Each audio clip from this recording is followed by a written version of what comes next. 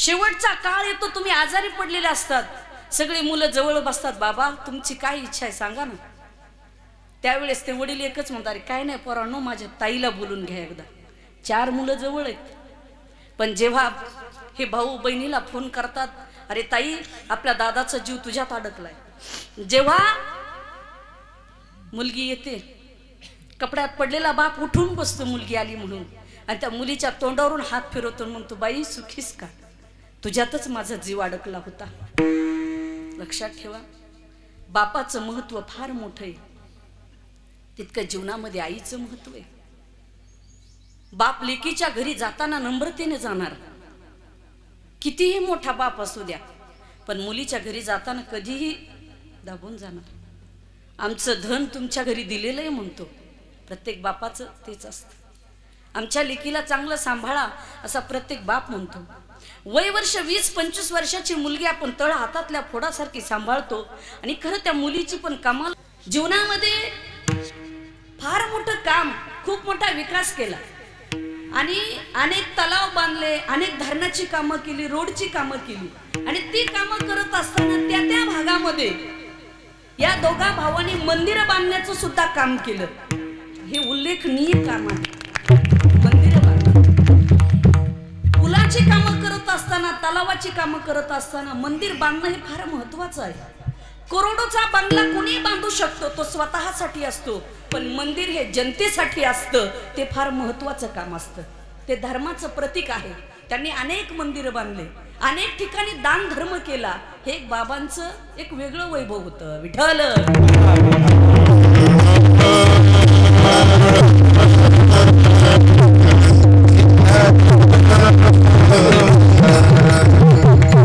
ज्या वेळेस बांगर साहेबाकडे, ताईकडे पाटोद्याला कार्यक्रम असेल, त्यावेळेस आमचे बाबा अंबरवाडीकर परिवार हा मोठ्या थाटामाटामध्ये यायचा.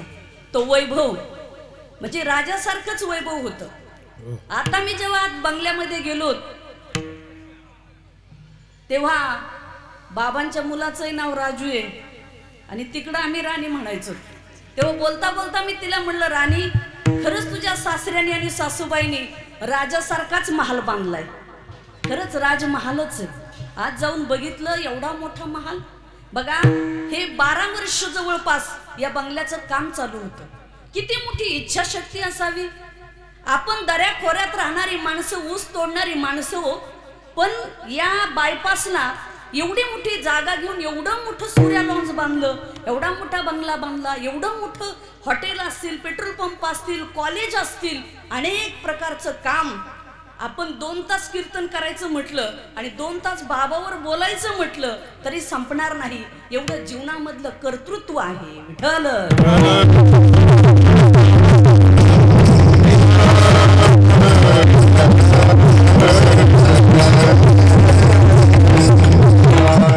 वयाच्या 78व्या वर्षी त्यांना जावं लागलं. काही कामास्तव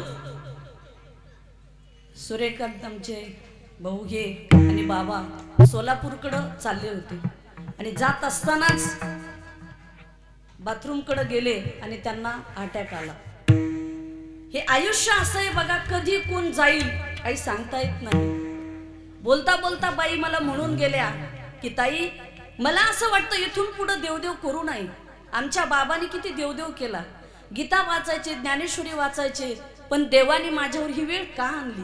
मी त्यांना सांगितलं, बाई तसं नसतं. आयुष्याचे सूत्र बिघडता भूताची उमटे कडाडता. एकदा आयुष्याचं सूत्र बिघडलं ना, तिथं काही नाही. उपजे ते नाशे नाशिले पुनरपी दिसे, हे घटिका यंत्र जैसे परिभ्रमेगा. ज्याचा जन्म झालाय त्याचा नाश होणार आहे. या ठिकाणी संत भगवान बाबा, श्री संत वामन भाऊ महाराज, श्री संत भीमसिंह महाराज अशा लोकांना सुद्धा शरीर रूपाने जावं लागलं. येथे उरो नाही आले अवतार, एरते पामर जीव किती. इथं रामकृष्णादिकाचे अवतार सुद्धा शिल्लक राहिले नाही, तर आपली काय कथा आहे. आपण तर मनुष्य जन्मामध्ये आलेलो आहोत. रामकृष्णादिकांना सुद्धा अवतार समाप्त करून पुढे जावं लागलेलं आहे. कारण तया पुण्याची पाऊटी सरे, सवेच इंद्रपणाची उटी उतरे, मग येऊ लागते माघारे मृत्यूलोक. काही पुण्य जोपर्यंत आहे तोपर्यंत स्वर्गातले देवाला राहता येतं आणि आपल्यालाही राहता येतं. पुण्य संपलं की चाललं, तिथं कोणाचं काही चालत नाही. काय आहे जीवनामध्ये, आएगी नोटीस तो जमानत न होगी. वरची जर नोटीस आली तर तिथं काही नाही. शरीर म्हणजे किरायाचं घर आहे. किराया का घर, किरायाचं घर आहे. आपण एखाद्या मालकाकडे राहिलो, म्हटलं या महिन्यात पेमेंट झालं नाही, 4 महिन्यांनी देऊ तुमचा किराया, तो ऐकतो. पण वरचा मालक ऐकत नाही. जिस दिन उसका मालिक निकाले तो उसका किराया भी भरना पडेगा. ज्या दिवशी वरचा मालक म्हणाल ना किराया टाका. आणि तुम्हाला खरं सांगू का, आयुष्यामध्ये हे शरीर जे आहे ना आपलं, हे काय आपल्या प्रॉपर्टीची आहे, बापदादाची प्रॉपर्टी नाही. हे किरायाने मिळालेलं आहे आपल्याला. पण ते किरायाने मिळालेल्या शरीराला आपण अहंकार करतोय की नाही ही माझ्या बापदादाचीच प्रॉपर्टी, बापदादाची नाही. ही ज्या दिवशी तो निघ काढील आपल्याला त्या दिवशी निघावं लागणार आहे. देह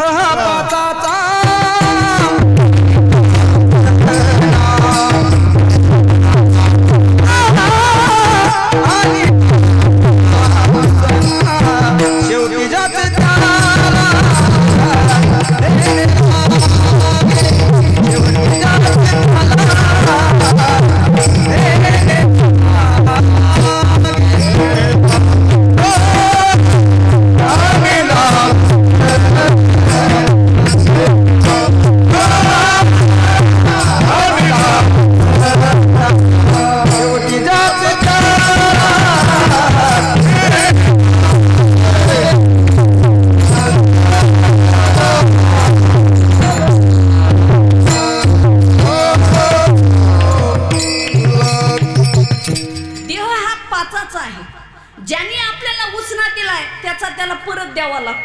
म्हणून हा आपला नाही, तो त्याचा आहे.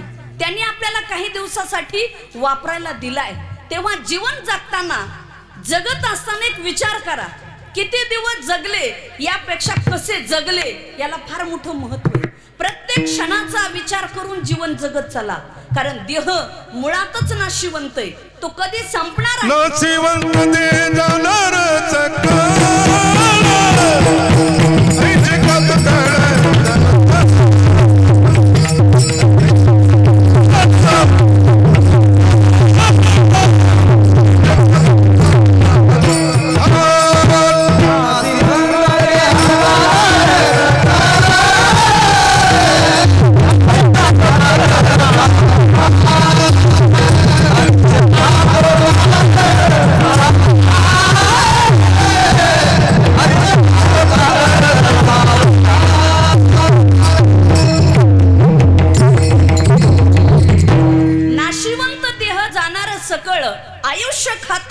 सावधान. देहच मुळात नाशिवंत आहे.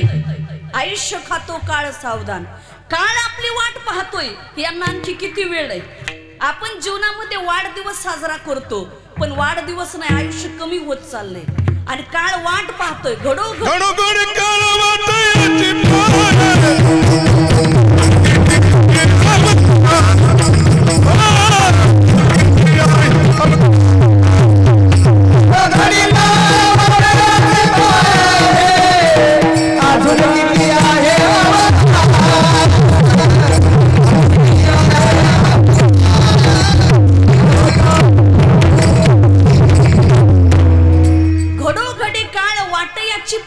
अजूनही किती आहे अवकाश. शरीराची सारखी वाट पाहतोय काळ, यांना किती अवकाश आहे. तसं पाहायला गेलं तर जीवनामध्ये 3 सोहळे: जन्म सोहळा, विवाह सोहळा आणि मृत्यू सोहळा. जन्म माणसाला कळत नाही आणि विवाह सोहळा एवढा कळतो आणि मृत्यू सोहळाही कळत नाही. बालपण गेले नेनता, तरुणपणी विषय व्यथा, वृद्धपणी प्रवृत्तनी चिंता. कधी आपण परमार्थ करणार आहोत. जीवनामध्ये ते सोहळे आहेत आपले. आणि हे बघा मृत्यू सोहळा. मृत्यू सोहळा किती दिवसाचा? 1 दिवसाचा. अंत्यविधी 1 दिवसाचा. दुसऱ्या दिवशी सावडायचं, 10व्याच्या दिवशी 10वा, आता 13वा आणि वर्ष श्राद्ध. बस ही एवढे विधी जीवनाची. बरं तुम्हाला सांगू का 10व्याचं काय महत्व आहे? 10व्याच्या दिवशी पिंडदान करणं हे अत्यंत महत्वाचं आहे.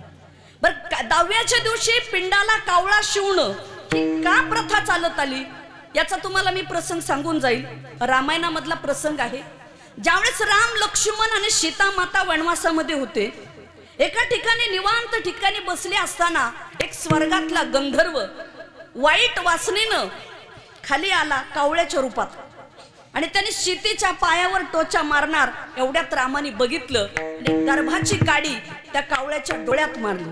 त्याचा डोळा फुटला आणि मग त्यांनी त्याच्या रूपात आला आणि त्याने उशाप मागितला, देवा माझी चूक झाली पण मला उशाप द्या. त्यावेळेस रामचंद्र प्रभूंनी सांगितलं, पृथ्वी तलावर जेव्हा कोणीही माणसं मरतील आणि ज्यावेळेस तू त्या पिंडाला स्पर्श करशील हा तुला मान दिला त्यावेळेस त्या कावळ्याला, बरं का. म्हणून काक स्पर्श याला महत्व आलंय. बरं, जर मग कावळ्याने पिंड नाही शिवला तर मग त्याला पर्याय गाईला घास चारला जातो, तो एक दुसरा पर्याय आहे. आता पिंडदान हे अत्यंत महत्वाचं आहे बरं का. पिंडदान हे केलंच पाहिजे. पिंडाचं तुम्हाला महत्व सांगेल, कुंती मातेनं कर्णाचं रहस्य गुप्त ठेवलं होतं महाभारतामध्ये. कुंतीचा मुलगा होता कर्ण पण सांगितलं नव्हतं. वारले सर्व झालं, महाभारताचं युद्ध संपलं आणि तिलांजली सोडायचा प्रसंग आला. कृष्णाने आणि पांडवांनी यादी सुरू केली, सगळ्याची नावं घेतली, पण शेवटी कुंतीला जाणवलं, कर्ण जसा तिला आत्मा येऊन बोलतोय की आई मुझे मुक्ती मिला दो, मुझे मुक्ती मिला दो. तो कर्ण म्हणतो आई मला मुक्ती दे, मुक्ती दे, कारण जोपर्यंत तू मला पिंडदान देणार नाहीस तोपर्यंत माझा आत्मा खालीच राहणार आहे. पण कुंतीने तर हे रहस्य झाकून ठेवलेलं होतं, कसं सांगणार. शेवटी कुंतीनं सांगितलं धर्माला की धर्मराज कर्णालाही पिंडदान करा. त्यावेळेस अर्जुन भीम हे चिडले, आई तो कोण आहे आपला, तो तर शत्रू आहे, तो सूतपुत्र आहे, त्याच्यासाठी तर एवढं मोठं युद्ध घडलंय आणि त्या कर्णाला कशामुळे आपण पिंडदान करणार. तेव्हा धर्मराज म्हणतात, आई पिंडदान त्याचं पावन होतं की एक तर तो त्याचा नातेवाईक असला पाहिजे, रक्ताचं नातं लागतं. कर्ण कोण आहे आपला, शिवाय तो सूतपुत्र आहे. शेवटी कुंती सांगते नाही. त्यावेळेस कृष्णाने सांगितलं, हे बघ कुंती, कारण कृष्णाची आत्या होती कुंती माता, बुवा आज खरं रहस्य सांग. त्यावेळेस कुंतीनं सांगितलं, बाबा धर्मा कर्ण हा सूतपुत्र नाही, तो कौंतेय आहे. यांनी खाली बघितलं ना की नेमकं हे कसं. त्यावेळेस कृष्णाने सर्व रहस्य सांगितलं. कुंतीने सांगितलं की बा मी दुर्वास ऋषीची सेवा केली, लहान होते, आणि त्यावेळेस त्यांनी आशीर्वाद दिला होता सूर्यमंत्र, आणि मी सहज जपून पाहिला खेळकर वृत्तीमध्ये, तर तो सूर्यपुत्र आहे. म्हणून कर्ण हा कुंतीचा मुलगा. त्यावेळेस सगळ्याला कृष्णाने दर्शन घ्यायला लावल्या पांडवाला की तुमची आई अरे स्वच्छ गंगेच्या पाण्यासारखी, तुमच्या मनात सोडा सुद्धा संशय येऊ नका. मग तिथं सुद्धा कर्णाला पिंडदान दिलं. विठ्ठल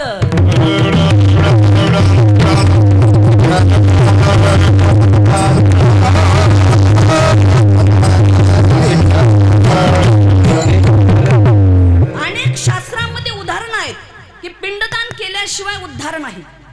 तुम्हाला दुसरा प्रसंग सांगेल.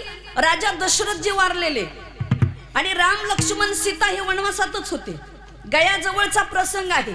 राजा दशरथाचा टाइम झाला, हात वरती आला आणि सांगितलं मला पिंडदान द्या. त्यावेळेस राम आणि लक्ष्मण काहीतरी सामान आणण्यासाठी बाहेर गेलेले. त्यावेळेस सीतेनं मग पिंडदान केलं. राम लक्ष्मण परत आले आणि विचारलं सीतेला, सीते तू पिंडदान केलं का. तेव्हा सीतेनं सांगितलं, प्रभू तुम्हाला यायला वेळ झाला आणि वेळ होऊन चालली होती म्हणून मी पिंडदान केलं. तेव्हा रामाने विचारलं सीतेला, सीते याला साक्ष कोण आहे. त्यावेळेस सीतेनं सांगितलं, प्रभू ही काय ही तुळशी माता साक्ष आहे. विचारलं तुळशीला, तुळशी माता मी पिंडदान केलं की नाही तुझ्या समोर. तुळस खोटं बोलली, नाही नाही सीते मी नाही बघितलं पिंडदान केलेलं. तुळशीला शाप दिला सीतेनं, तुळशी तू जर खोटं बोलतेस तोंडाने, चांगल्या ठिकाणी लावली तरच व्यवस्थित, तरी पण येत नाही, पण तू अपवित्र ठिकाणी येशील कारण खोटं बोललीस. म्हणून तुळस बघा कुठे उगवती, तो सीतेचा शाप आहे. दुसऱ्या गाईला विचारलं, गोमाता 33 कोटी देवाचं वास्तव्य तुझ्यामध्ये आहे, तू तरी सांग मी पिंडदान केलं का नाही. पुन्हा गाय पण खोटं बोलली, सीता माता मी नाही बघितलं तू पिंडदान केलेलं. शाप दिला गाईला, अगं तू ज्या तोंडाने खोटं बोलतेस त्या तोंडाने नरक भक्षण करशील. तुझी कधीच तोंडाकडून पूजा होणार नाही, पाठीमागून पूजा होईल. तुम्ही बघा गाय एकदा खोटं बोलली तर चंद्र सूर्य असेपर्यंत तिची तोंडाकडून पूजा होत नाही. आता आपल्या आयुष्यात प्रत्येकाने आपण आपला सातबारा बघा, आपण किती खरं बोलतो आणि किती खोटं बोलतो, आपल्या जीवनात किती भोगावं लागेल हे ज्याचं त्याने ठरवा. ठीक आहे, आपण सगळ्याचे आत्मपरीक्षण करायचं प्रत्येकाने. खोटं बोलण्याचं पाप एवढं मोठं आहे. पण आता असं झालंय काका, जर एखादी बातमी छापून आली ना आपण म्हटलं ना का हो तुम्ही तर असं बोलला होतात, ते म्हणतात नाही नाही पेपरवाले काही छापतात, आम्ही असं बोललोच नाही, कधी आम्ही असं सांगितलं होतं. हे असं बोलू नाही. बोलावं कसं? साच आणि मवाळ, मितले आणि रसाळ, शब्द जैसे कल्होळ अमृताचे. खरं बोला, गोड बोला. बोले ऐसा बोले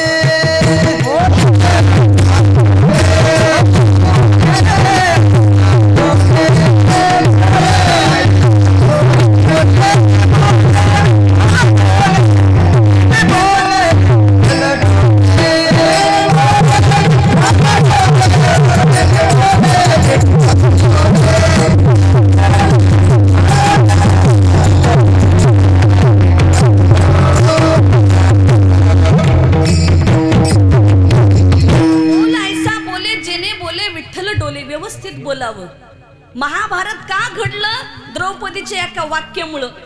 इंद्रप्रस्थ पाहायला गेले आणि जिथं पाणी नव्हतं तिथं दुर्योधनाने धोतर वरती धरलं. पुढं खरं पाणी होतं, त्याला वाटलं पाणीच नाही, पडला. द्रौपदी हसली माडीवर होती. अरे आंधळ्याचं पोरग आंधळच. शेवटी त्यांनी तेवढं करून दाखवलं. म्हणून शब्द हे शस्त्र आहे, जपून वापरा. पण काही काहीच असं बोलायचं मग म्हणायचं सॉरी. मला त्या गोष्टी पटत नाहीत. सॉरी कशासाठी? आंधळे महाराज बरीच महाराज मंडळ कीर्तनात बी म्हणतात, जे योग्य आहे ते माझ्या गुरुचं आणि अयोग्य माझं मला परत करा. मला परत करा म्हणण्यापेक्षा मला एकच वाटतं, चुकीचं बोलायचंच कशाला? परत करायची गरजच नाही. आम्हा घरी धन शब्दांचीच रत्ने. जे तुकोबाराय म्हणतात आमच्या घरी शब्दच रत्न आहे, धन आहे, सर्व आहे. शब्दाचा विषय आपला चालला होता.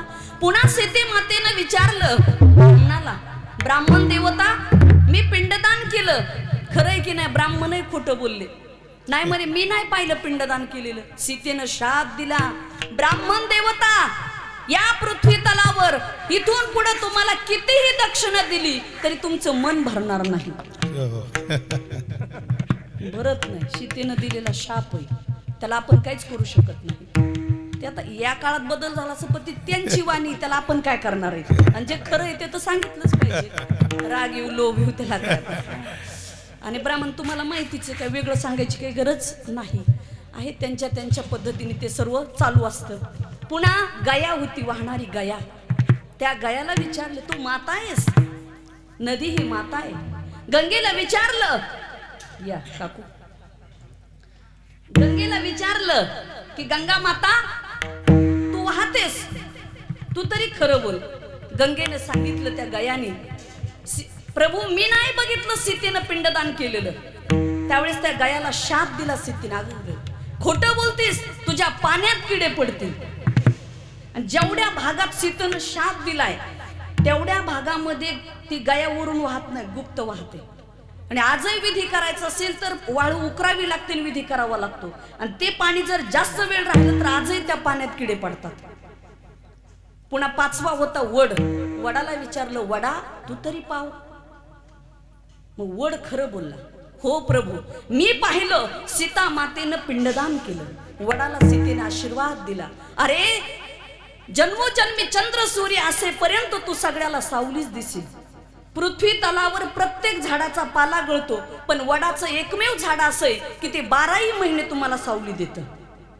म्हणून त्याच्यावर एक कविता सुद्धा आहे, बाप्पाजी माझा वड, बाप्पाजी माझा वड, माय माझी फुल जाई, दोघांच्या सावलीची काय सांगू बडे जाई. वडाच्या झाडाची उपमा ती दिलेली आहे. म्हणून हे सीतेचं तुम्हाला जे सांगितलं, पिंड पदावरी दिला, पिंड पदावरी, पिंड पदावरी, पिंड पदावरी,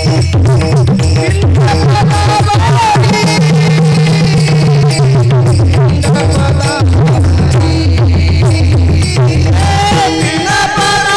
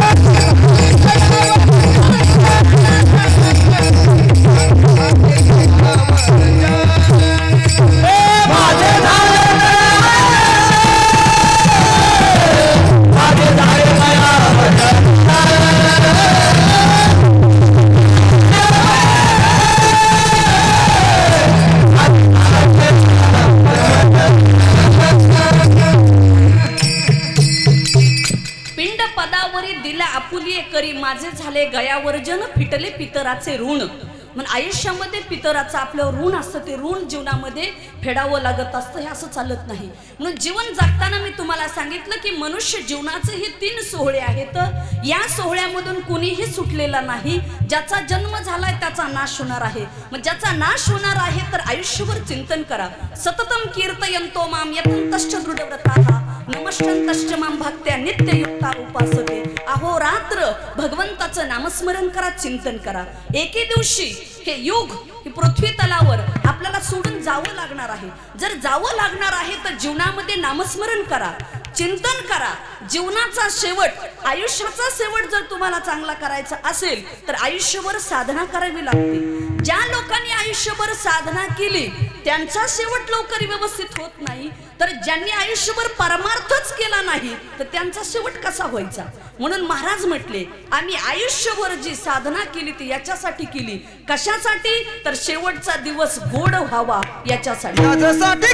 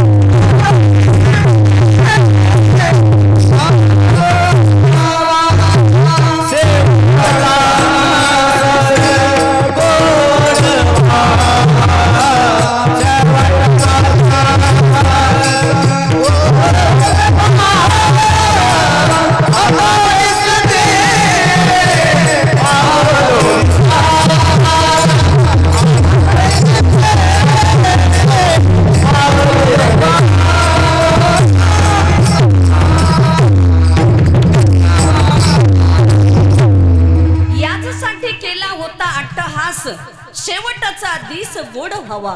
जगद्गुरु तुकोबाराय म्हणतात की आम्ही आयुष्यभर याच्यासाठी अट्टहास केला. कशासाठी? शेवटचा दिवस गोड व्हावा याच्यासाठी. आणि खरंच आयुष्यामध्ये सुरुवात कशी झाली त्यापेक्षा शेवट कसा झाला याला फार मोठं महत्व आहे. काहीची सुरुवात चांगली होती पण शेवट वाईट होतो. काहीची सुरुवात वाईट होती पण शेवट चांगला होतो. आणि आयुष्यात एक गणित लक्षात ठेवा, माणसाच्या जीवनामध्ये शेवटच चांगला झाला पाहिजे. आणि जोपर्यंत शेवट चांगला होत नाही तोपर्यंत जीवनामध्ये काही अर्थ नाही. तुका म्हणे एका मरणेची सरे उत्तमची उरे कीर्ती मागे. त्याला म्हणतात शेवट चांगला होणं. तुम्ही कीर्ती रूपाने शिल्लक राहिले पाहिजे. तुका म्हणे गाजे वैकुंठी सोहळा याही भूमंडळा माझी कीर्ती. वैकुंठात यांचा सोहळा गाजतो, इथेही कीर्ती आहे. कीर्ती राहिली. तुका म्हणे जावे सत्कीर्तीने बरवे. जागावं कसं? सत्कीर्तीने, अपकीर्तीने नाही. ज्ञानेश्वरीमध्ये माऊलीची ओवी आहे, जाण त्याने तवच जियावे जव अंगा अपकीर्ती न पवे सांग पाकेवी निघावे येथून या. धनंजया, या जगामध्ये तिथपर्यंत जगलं पाहिजे. अरे जोपर्यंत जीवनाला अपकीर्ती येत नाही तोपर्यंत. आणि अपकीर्ती येत असेल तर हे जग सोडलेलं बरं. विठ्ठल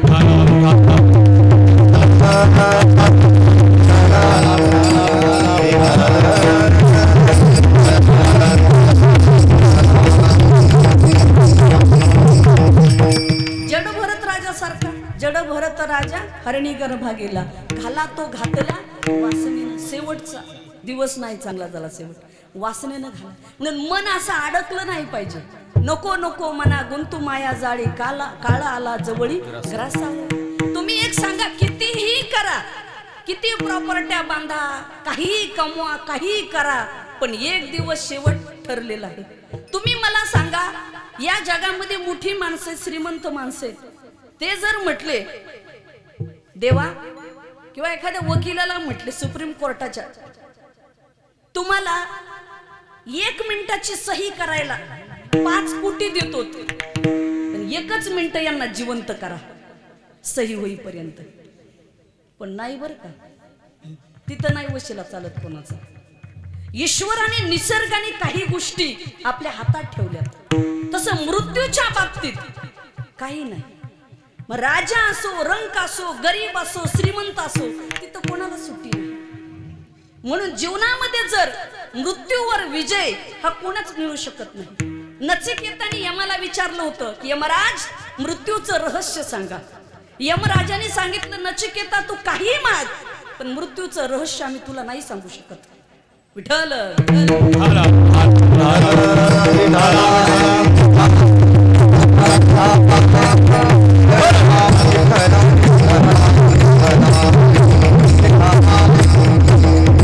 आपण म्हणतो ही व्यक्ती तिथं गेली आणि कशी काय वारली, हे नियमित आहे.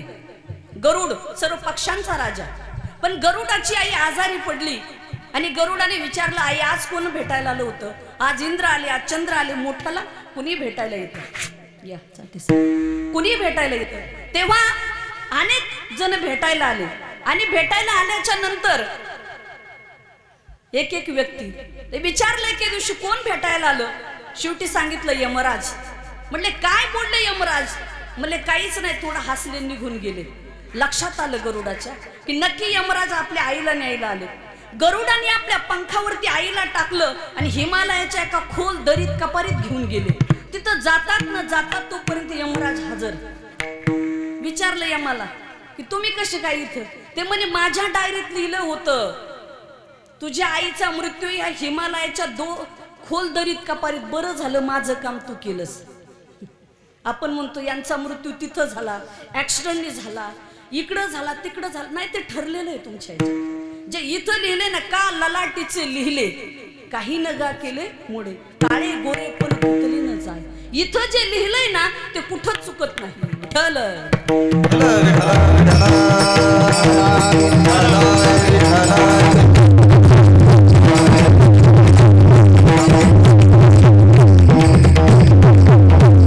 म्हणून ही मोठी माणसं कमी काळात ज्ञानेश्वर महाराज 22 वर्ष, तुकोबारा 42 वर्ष, नाथ महाराज 62 वर्ष, भगवान शंकराचार्य 32 वर्ष, स्वामी विवेकानंद 39 वर्ष.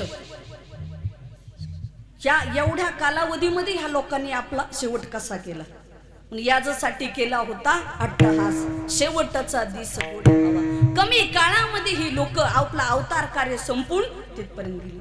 म्हणून आपल्या यांचा बाबांचाही शेवट आपल्याला वाटत होतं एवढ्या लवकर जाऊ नये, पण तिथं कुणाचंच काही चालत नाही. तिथं कुणाचं काय चालतंय? म्हणून याच्यासाठी केला होता अट्टहास, शेवटचा दिस गोड व्हावा. आणि शेवटचा दिवस गोड व्हायचा असेल तर परमार्थच करा, साधनाच करा, तर शेवट गोड होईल. तुम्ही निश्चिंत झाल्याशिवाय राहणार. आता निश्चिंतीने पावलो विसावा, आता निश्चिंतीने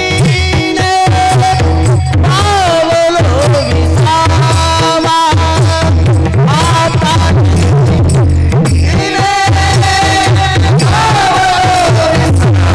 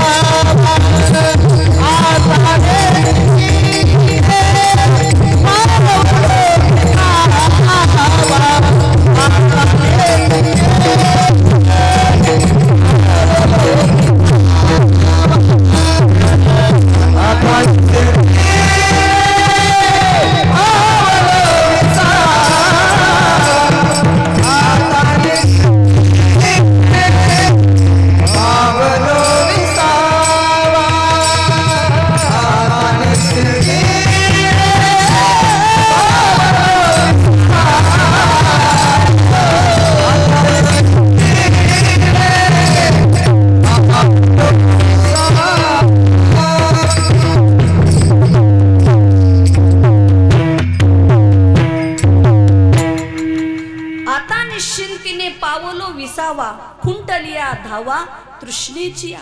आता निश्चिंतीने पावलं विसावा पावलं. कशामुळं?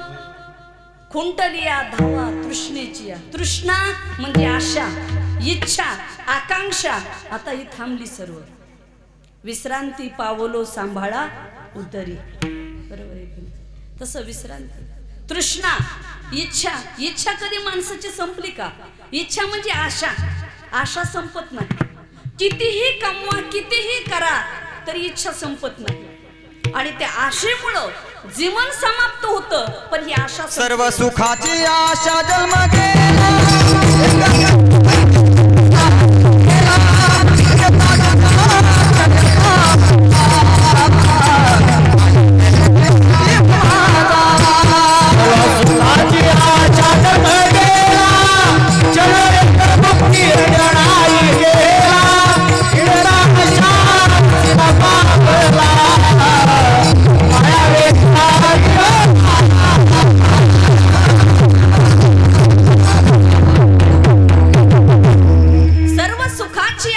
जन्म गेला.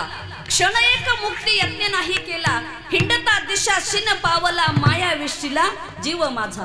सर्व सुखाच्या आशेनं जीवन समाप्त होतं. पण ही आशा संपलेली नाही. आशा कुणाला संपलेली? आशेतून कुणी सुटलेला नाही. प्रत्येक जण आशेने गुरफटलेला आहे. म्हणून सर्व सुखाची आशा जन्म गेला. आशा करता करता जन्म जातो. पण आशा काही संपत नाही. फुटोनी पडे तव मृग वाढवी हाव, न म्हणे ते माव रोहिणीचे.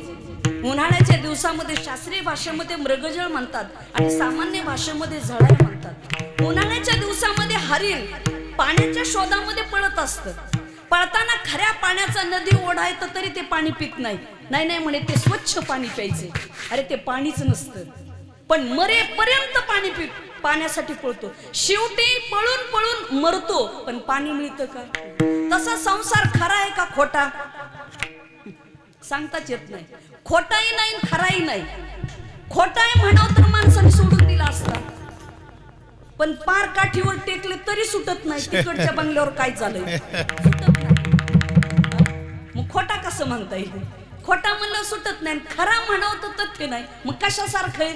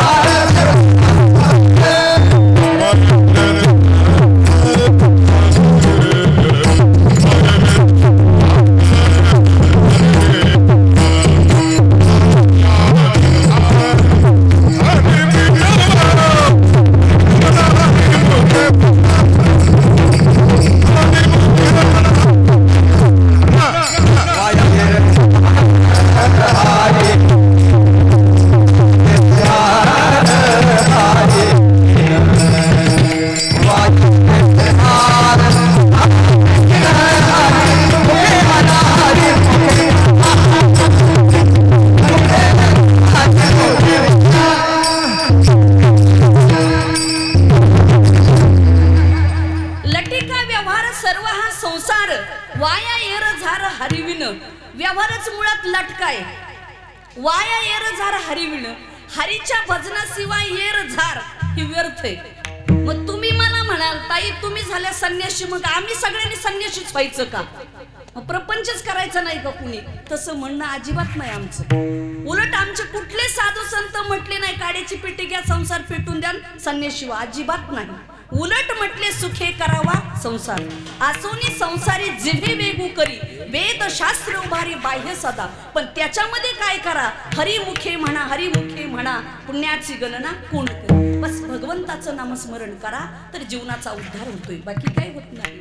म्हणून आयुष्यामध्ये अशा पद्धतीने जर जीवन जगलात तर जीवनाचा उद्धार झाल्याशिवाय राहत नाही. म्हणजे आयुष्यामध्ये तुम्ही जेवढं कराल कितीही जीवनामध्ये करा प्रत्येक गोष्टीचं माणसाच्या आयुष्यामध्ये कौतुक वाटतं. कौतुक. आता बघा ना आपण यांचं उदाहरण घेऊ अंबरवाडीकर बाबांचं. की कौतुक आहे. एक सामान्य अंबरवाडी खेड्यामध्ये जन्माला आलेलं एक व्यक्तिमत्व पण जीवनामध्ये किती मोठं कमवलं. काका तुमचं किती छोटस घर असेल अंबरवाडी मध्ये आणि त्याच्यामधून आज एवढं मोठं भविष्यात होईल असं कधी वाटलं नव्हतं. पण याही गोष्टीचं कौतुकच ना, कौतुकच आहे हे नवल आहे, कौतुक आहे. कसं झालं तसं तुकोबाराय म्हणले आम्ही आमच्या आयुष्यामध्ये आतापर्यंत जे जगलो ना, कौतुक वाटे झाली या वेचाचे, नाम मंगळाचे तेने गुणे. पण कशाचं कौतुक? आम्ही आयुष्यभर जे भगवंताचं नामस्मरण केलंय ना, त्याचं कौतुक. त्याचं कौतुक महाराजांना होतं. आपण आपल्या जीवनामध्ये म्हणून जीवनाचं कौतुक. आयुष्य संपणार आहे. जीवनामध्ये परमार्थ करा, आई वडिलाची सेवा करा, तेच आपल्या सोबत येणार आहे.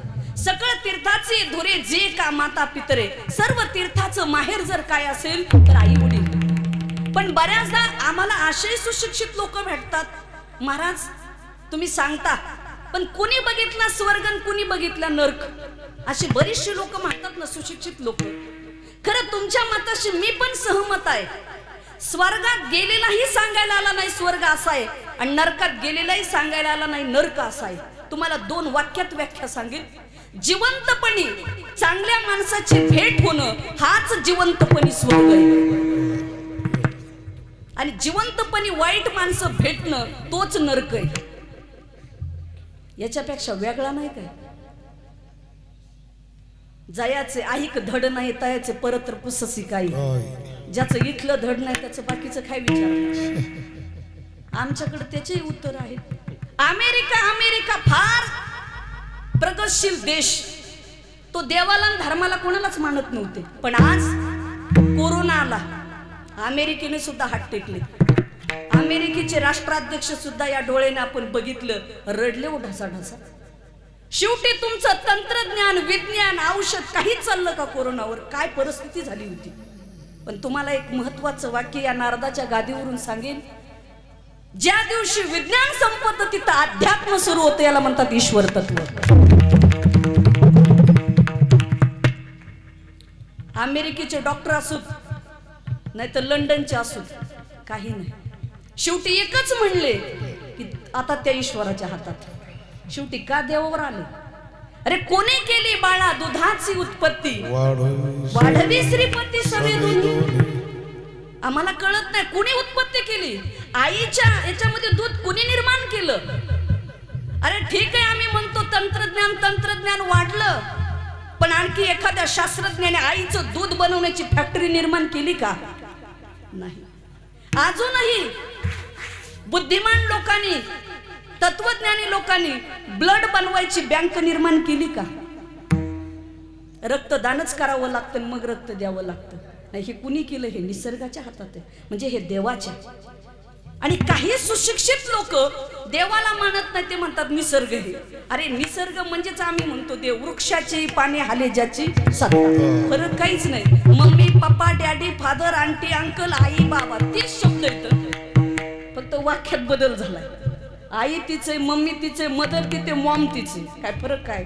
तेच वाक्य येतं, पण त्या शब्दाला पर्याय व्यवस्था शोधली, बाकी काही नाही, काही नाही. म्हणून जीवनामध्ये ह्याही गोष्टी आपण आयुष्यात कुठेतरी लक्षात घेतल्या पाहिजेत. म्हणून जन्म आपल्याला पुन्हा पुन्हा नाही हो, आयुष्य हे एकदाच मिळते. आई वडिलाची सेवा करा. 28 युग झाला विटेवरचा पांडुरंग परमात्मा विटेवर उभा आहे. काय केलं पुंडलिकानं? आई वडिलाची सेवा केली. म्हणून आई वडिलाची सेवा करा. तुम्हाला आयुष्यामध्ये एक प्रसंग सांगून जाईल की जीवनामध्ये आई किती महत्वाची असती आणि वडील किती महत्वाचे असतात. कितीही सर्वसामान्य कुटुंबातली आई असू द्या आणि कितीही मोठ्याची असू द्या, पण ती आईच.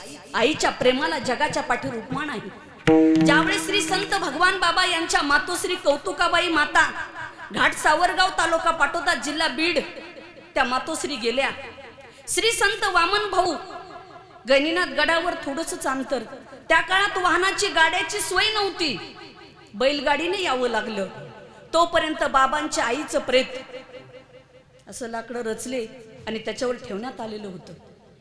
पण तोपर्यंत बैलगाडीचा आवाज आला, रे थांबा थांबा, भाऊ आले, भाऊ आले. तुम्ही मला सांगा, वारलेल्या माणसाचं सर्व असं लाकडं टाकून झाकल्याच्या नंतर आपण काय पाहतो? एकतर तोंड पाहतो किंवा पायाचं दर्शन घेतो. पण आमचे वामन भाऊ महाराज एवढे वैराग्याचे महामेरू, भाऊ म्हणजे सूर्यासारखं तेज होतं. पण वामन भाऊ महाराजाने ते केलं नाही बरं का. काय केलं वामन भाऊ महाराजांनी? भगवान बाबाच्या आईच्या पोटावरचं सरपण बाजूला केलं आणि एवढ्या मोठ्या वैराग्याचा महामेरू वामन भाऊ महाराज बाबाच्या आईच्या पोटावर डोकं ठेवलं आणि भाऊ ढसा ढसा रडले की माते काय हे उदर आहे, ज्या उदराने भगवान बाबा सारखा हिरा जन्माला घातलाय. म्हणून धन्य जेचे कुशी जन्मले ज्ञानदेव, कुशीला धन्यता देतात. तुम्हाला सांगू का, जीवनामध्ये बापावर घालून कधी शिवी ऐकली नसेल तुम्ही. कधीही शिवी देताना माणसं आईवर घालूनच शिवी देतात. त्याच्यामुळे आईनं ठरवलं पाहिजे की आपलं संतान कसं घडवायचं हे आईवर अवलंबून आहे.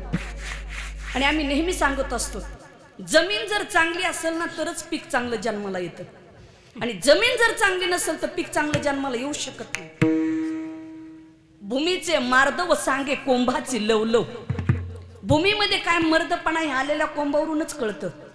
तुम्ही बघा, माळरानावरच्या जमिनी आणि गावखारच्या जमिनी फरक आहे.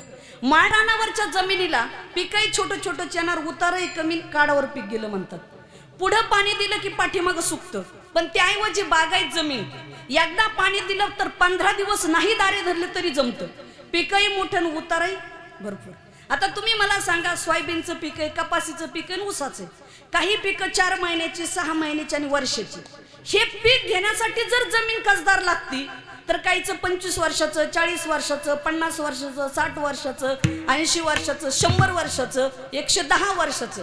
हे पीक घेण्यासाठी आई वडील रूपी जमीन किती कसदार लागत असेल, तसं तुमच्या माझ्या सहित बसलेलं पीक चांगलं जन्माला येतं. आई वडिलावरच अवलंबून आहे.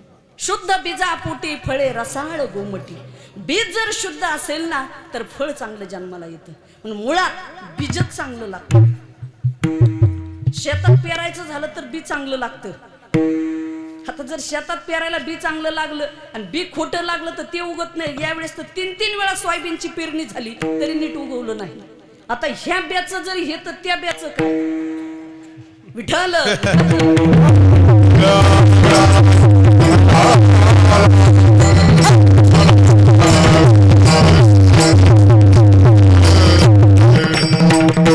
मुळात म्हणून बी खानदानी लागतं. मला एवढंच म्हणायचं, बी खानदानी लागतं. बी खानदानी असेल तरच पीक नीट येतं.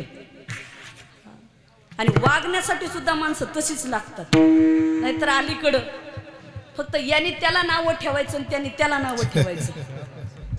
आपण म्हणलं का यांचं कार्य चांगलं आहे बरं का, हे चांगलं बोलतात, यांनी चांगलं कीर्तन केलं, पण आमच्यातलेच असेच नाही नाही त्यांना काय येतं, ज्यांच्या खानदानी शिकवलं नाही नीट येतं म्हणायला. त्याच्याही पुढे जाऊन मी सांगल, दुसऱ्याला चांगलं म्हणायला सुद्धा खानदानी अंतकरण लागतं. तेव्हा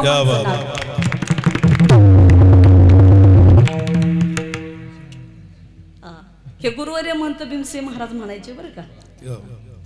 आणि मुळात तुम्हाला पात्रता कळायला तुम्ही सुद्धा त्या योग्यतेचे पाहिजेत ना, तेव्हा समोरच्याची उंची तुम्हाला कळणार आहे. आणि तुमची उंची तेवढी वाढलेली लागल तेव्हा समोरच्याची उंची कळेल. पण समोरच्याची उंची भरपूर आहे तरी तुम्ही आखूडच आहेत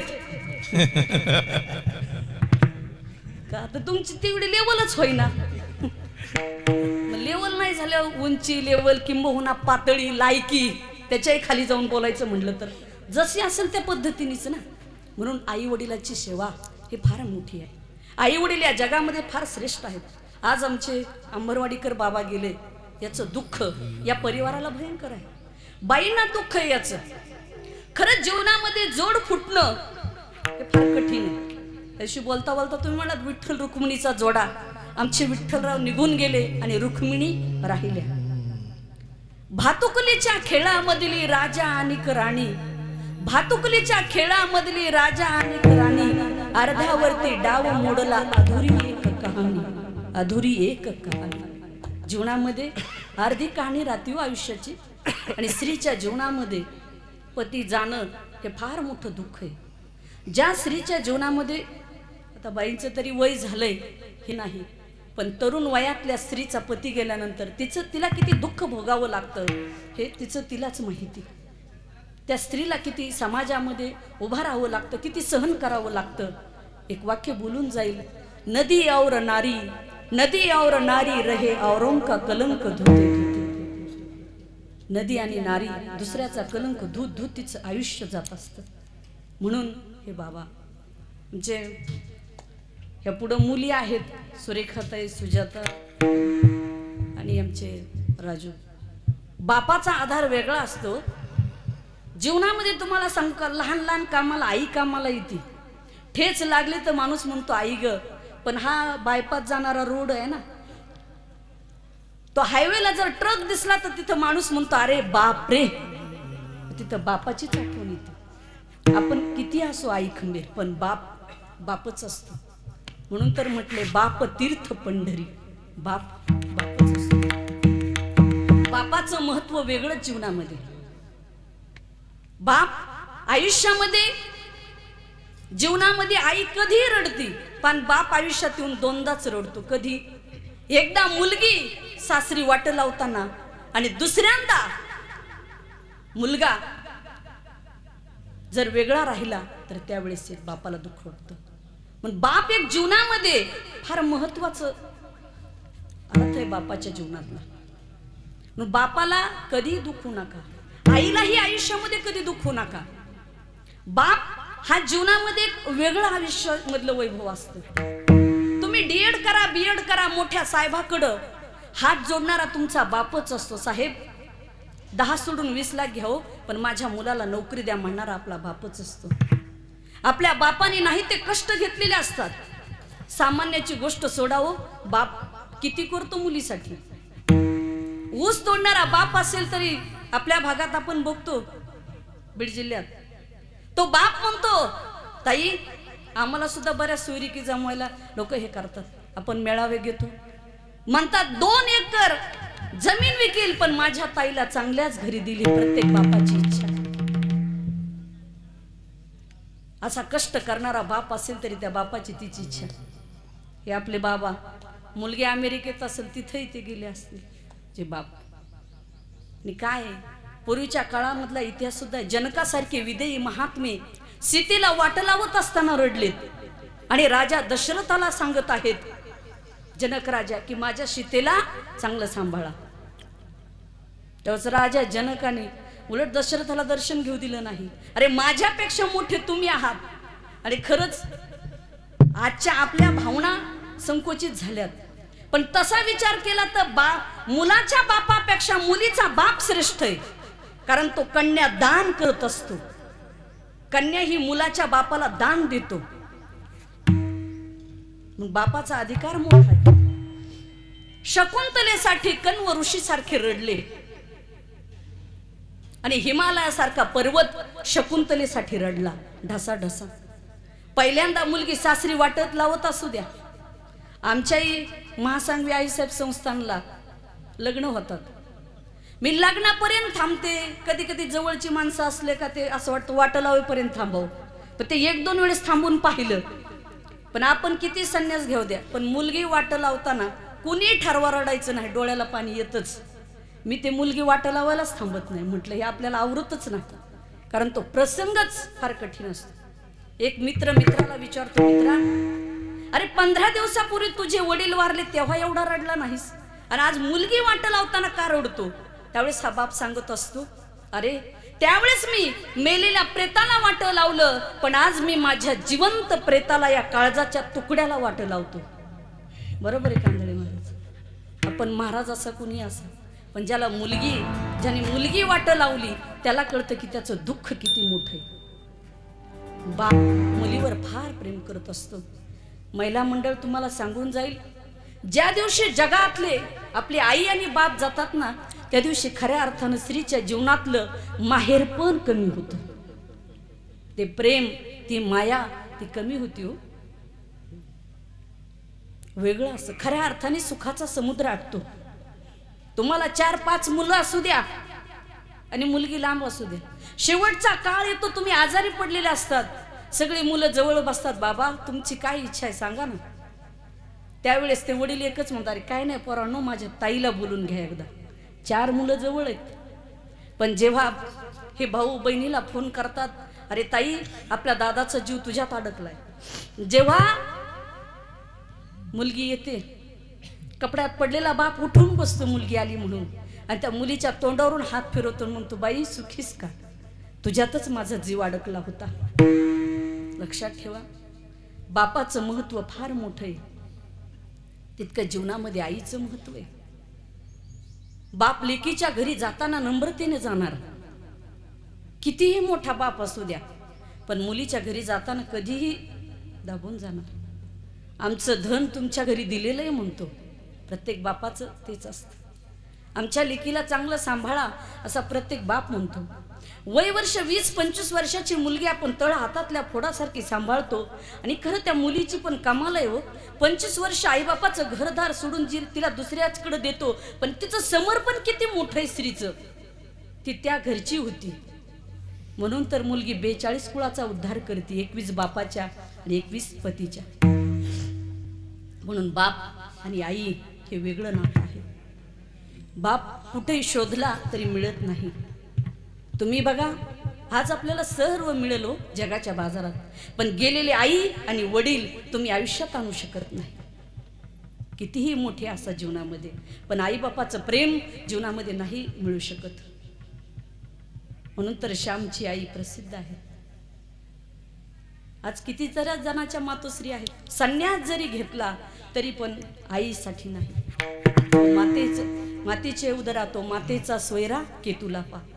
कितीही मोठे व्हा तुम्ही, पण आईचा सोयरा नाही होऊ शकत. म्हणून ती खुशी जी असते आईची आणि वडिलाचं जे प्रेम असतं ते जगाच्या पाठीवर नाही मिळू शकत. आम्ही महाराष्ट्रभर फिरतो कीर्तनाला, पण बऱ्याच ठिकाणी ह्या समस्या आहेत. आमच्या संस्थानाला कमीत कमी 8-15 दिवसाला माणसं येतात. कपडे मळालेले, का हो आजोबा आजी का आला, काय नाही असं चालू, पुन्हा पुढं म्हणायचं. तरी पण काय करावं, मुलाने सुनाने हाकलून दिले, होईल का तुमच्या संस्थांवर राहायची सोय. दुर्दैव वाटतं. आणि मला तर एक म्हणायचंय की आपण आपल्या जन्मदात्या मायबापाला जर सांभाळू शकत नाही, तर या देशाची, समाजाची, धर्माची, देवाची आणि जनतेची सेवा आपण कधी करणार आहोत. म्हणून आई वडिलाला सांभाळा. आई वडिलाचं प्रेम जीवनामध्ये पुन्हा तुम्हाला मिळणार नाही. कृष्णासारख्यानी सुद्धा वृंदावन सोडल्यानंतर जेवायला जर बसवलं, तर भगवंताच्या ताटामध्ये जर लोणी वाढलं तर कृष्णाने जेवत्या ताटावर उठाव, जेवला नाही देव कधी. का? देवकीनं सांगा उद्धवाला की जेवले नाहीत भगवान. त्यावेळेस उद्धवाला सांगावं कृष्णाने, अरे ज्यावेळेस मी माझ्या ताटामध्ये ते लोणी आणि माखन पाहतो, त्यावेळेस मला माझ्या यशोदेची आठवण येते. एक विचार करा, देव सुद्धा आईच्या प्रेमासाठी रडतो आणि आपण फक्त आपल्या आई बापाला रडायला लावतो. हा फरक करतो. तुम्ही कितीही मोठे असा त्याबद्दल वाद नाही, पण आपल्या जन्मदात्या मायबापाला आयुष्यात कधीच विसरू नका. त्याच्यासारखं जीवनामध्ये दुसरं काही नाही. काहीही करा, आई वडिलाशिवाय जगाच्या पाठीवर काही नाही. ज्ञानेश्वर महाराजांना आळंदीला समाधी द्यायची, महाराष्ट्रातले सर्व साधू संत आलेत, पण माणूस म्हणतो ना शेवटच्या याच्यात 2 घास घालावेत, हा नियम आहे. तसं माऊलीला जीव तर घालायचं, पण माऊली देहावर नाहीत. साधू संतांच्या पंक्ती बसल्यात. वयाच्या 22व्या वर्षी माऊलीला समाधी द्यायची, किती कवळ्या वयात. त्यावेळेस पांडुरंगाने आपल्या रुक्मिणीला सांगितलं, रुक्मिणी तू फक्त माऊलीला म्हण, हा तुमच्या आईचा रुक्मिणीचा घास आहे. आणि ज्यावेळेस ज्ञानेश्वर महाराजांना पांडुरंगाची रुक्मिणी म्हणते, माऊली जेवा, देहावर नाहीत, विदेही अवस्थेमध्ये माऊली. थोड्या वेळात समाधीला बसवायचंय. गुरु निवृत्तीनाथ, पांडुरंग परमात्मा, सोपान काका, मुक्ताबाई, नामदेवराय सर्व साधू संत बसलेले, पण फक्त रुक्मिणीने वाक्य काढलं, माऊली तुमच्या आईचा रुक्मिणीचा घास समजून खा. आई हे नाव कानावर पडल्या बरोबर माऊली देहावर आले आणि 2 घास खाल्ले. म्हणजे आई. जगाच्या पाठीवर तुम्ही कितीही मोठे व्हा, पण आईशिवाय काही नाही आणि वडिलाशिवाय काही नाही. तसं आई बापाचं प्रेम हे जगात श्रेष्ठ आहे. त्याच्यासारखं दैवत जगाच्या पाठीवर कुठेही नाही. म्हणून आई वडिलाची सेवा करा, आई वडिलाला जपा, आई वडिलाच्या शब्दाची किंमत करा. आपण बोलता बोलता आईला आणि बापाला म्हणतो गप्प बसा, तुम्हाला काय कळतं, चुकीचंय. पण आपण किती म्हणा तुम्हाला काय कळतं, पण अरे त्यांनाच कळतं म्हणून तर आपल्याला कळतं. आई बाप. तसं अंबरवाडीकर बाबा यांनी आपल्या आयुष्यामध्ये फार काही कमवलं, शून्यातून विश्व निर्माण केलं आणि 78व्या वर्षी त्यांनी शेवटचा निरोप घेतला. अनेक सामाजिक असेल, धार्मिक असेल, पुढाकार घेतला अनेक कामासाठी, दान धर्मही केला. आज मी आवर्जून एका वाक्याचा उल्लेख करून जाईल. 12-13 वर्षापूर्वीची गोष्ट. असंच आमचा परिचय झालेला आणि अंबरवाडीकर बाबा हे पुण्यात होते. मी सहज फोन केला. ते एकदा सहज बोलले, ताई तुमचं कुठं नाही का काही? म्हटलं बाबा आहे हो, आमच्या आळंदीला 1 गुंठा जागा आहे. त्यावेळेस आमच्याकडं काहीच नव्हतं. आपल्या शास्त्रीजीचं अतिथीगृह होतं. बाबांना मी तिथं चहा पाणी केलं, अंबरवाडीकर बाबांना. आणि आमची 1 गुंठा जागा होती तिथं जवळच. ते आले त्या जागेवर आणि मला म्हणले, ताई या 1 गुंठा जागेत तुम्ही काय करणार, कशी वारकरी बसवणार? म्हटलं बाबा आता आमच्याकडे एवढीच आहे. ते म्हणले थांबा, याचे किती पैसे येतील? म्हटलं बाबा 1 गुंठा जागा विकली ना तर ह्याचे 2 लाख येतील. म्हणलं इकडं काय रेट चालू आहे जागेचा? म्हणलं काय नाही, 1 लाख रुपये गुंठा आहे. ते म्हणले असं करा, 2 गुंठ्याचे पैसे मी देतो आणि ही 1 गुंठे जागा विका आणि याचे 2 गुंठे येतील. मला एका वेळेस अंबरवाडीकर बाबांनी त्यावेळेस आळंदीला 2 लाख रुपये आणून दिले. 2 गुंठे जागा तिथं आळंदीत घेऊन दिली त्या महात्म्यावर. अनेक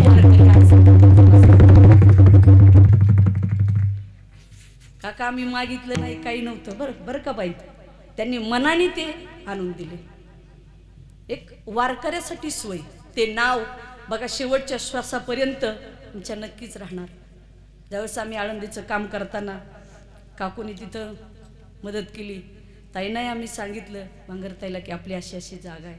तो आश्रम तिथं 4 गुंठ्याचा आश्रम आमचा, 4 गुंठे जागा, तिथे वारकरी येतात जातात. म्हणजे असं बाबांनी अनेक ठिकाणी परोपकार केलाय. म्हणजे ज्यांना गरज आहे तिथं कसं द्यावं ही एक त्यांना नजर होती. असं एक दानशूर व्यक्तिमत्व आज आपल्यातून गेलेलं आहे. मी सुद्धा माझं संस्थान आणि मी आयुष्यभर या अंबरवाडीकर या परिवाराच्या, या बाबाच्या नक्कीच ऋणामध्ये राहील. आणि प्रगती बांगरताईची मुलगी काय आणि आमची काय हे प्रेम बाईवर, या परिवारावर यांनी जे आमच्यासाठी केलेलं आहे त्या ऋणामध्ये आम्ही कायमस्वरूपी राहू. आणि नेहमीसाठीच काका असतील, ही मंडळी असेल, हा परिवार यांच्याकडे येणं जाणं नेहमीच असतं आणि नेहमीच राहील. मी भगवान बाबाच्या श्री संत मीराबाई आई साहेबांच्या चरणी एकच प्रार्थना करेल की आमच्या बाई असतील, त्यांच्या मुली आहेत, सुनबाई असेल, सर्व नातेवाईक आहेत आणि मुळात म्हणजे आमचे सूर्यकांतराव यांना ईश्वराने त्या दुःखातून सावरण्याची ताकद द्यावी. आणि मी असं म्हणेल सूर्यकांतरावला, आज खरंच तुमच्या बापाने खूप काही कमवून ठेवलेलं आहे, तुम्हाला फक्त तो वारसा चालवायचा आहे. आणि मी असं म्हणेल हे सर्व आयतं आहे, फक्त तुम्हाला पुढे चालवायचंय. तुमचं नावही राजू आहे, राजकुमारासारखं तुमचं जीवन इथून पुढेही जाणार आहे. आणि वडिलांनी सर्वच काही करून ठेवलेलं आहे. समाजात तुमचं नाव मोठं आहे आणि हे वडिलाचं बापाचं नाव हे समाजामधलं असंच तुम्ही तुमच्याकडून मोठं होत राहो. सामाजिक कुठलाही कार्यक्रम असेल, धार्मिक असेल, ती वडिलाची परंपरा पुढे चालवत राहा. हेच खरं बापाच्या ऋणाला आणि बापाला खरी एक श्रद्धांजली असते. विठ्ठल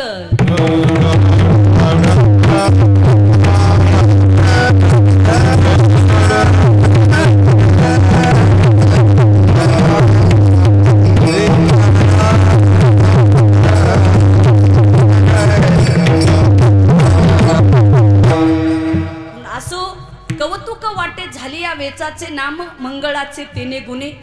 ज्या भगवंताचं नामस्मरण घेतल्याने जीवनाचा उद्धार होतो, अशा पांडुरंगाचं एकदा भजन करूया.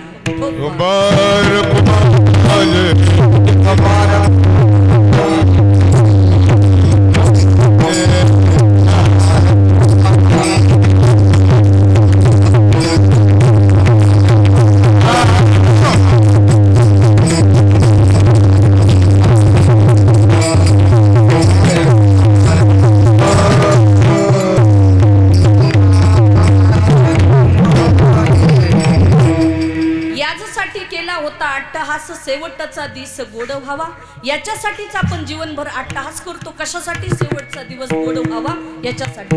आता निश्चिंतीने पावलं विसावा खुंटलिया धावा तृष्णेची. आता निश्चिंत पावलं, जीवनातल्या आशा आशा सर्व शांत झाल्या. कौतुक वाटे झाले या वेचाचे, नाम मंगळाचे तेने गुणे. महाराज म्हणतात आता जे आम्ही ईश्वराचं नामस्मरण केलं या गोष्टीचं कौतुक वाटतं. आणि आता जे दिवस राहिलेले आहेत ते खिळीमिळीमध्ये घालायचे. तुका माने मुक्ती परनेली नोवारी, तुका माने मुक्ती परनेली नोवारी, मुक्ती परनेली